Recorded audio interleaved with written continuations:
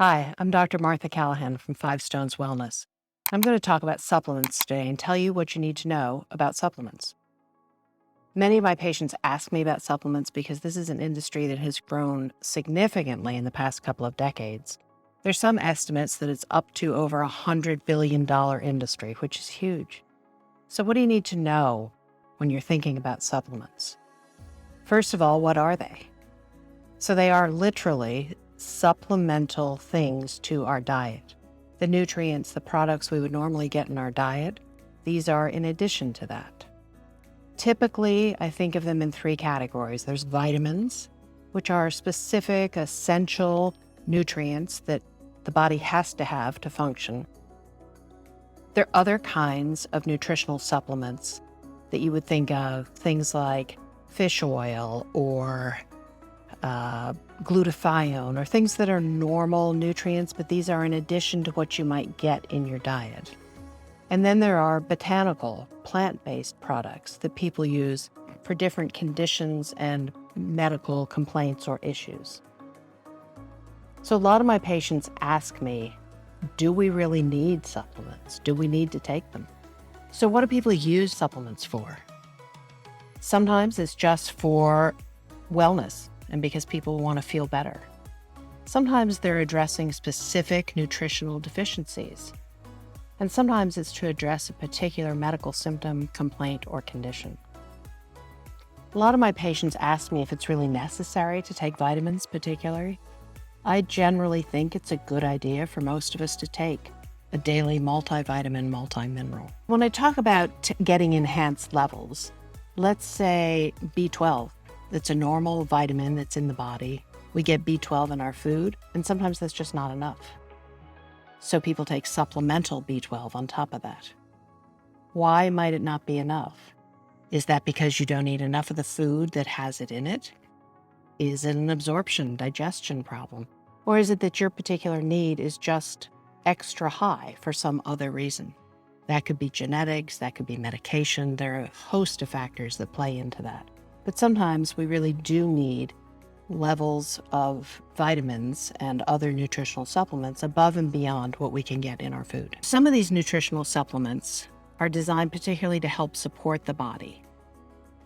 If there are certain conditions that people are struggling with, we may need additional support. Something that comes to mind for that would be vitamin D. We know that vitamin D is often used to help support bone health, and particularly women who are in the age where osteoporosis is an issue. Vitamin D is a really key component of good health because it helps the body absorb the calcium better that is necessary for bone health. Something like glutathione can be very helpful in helping a body detoxify. And depending on our toxic load and our other nutrients, we might have an enhanced need for detoxification in our body. So some other examples of how we might have an increased need for a particular nutrient. It might be that genetically we don't handle a particular nutrient well. One of the most common things that comes to mind there is the MTHFR genetic mutation. We use that abbreviation because the word itself is really long and hard to say. But people who have that may not handle their folate metabolism as efficiently as someone else. And so in that case, taking additional folate, particularly methylfolate, is what is needed to help counteract that deficiency that comes from the genetic mutation.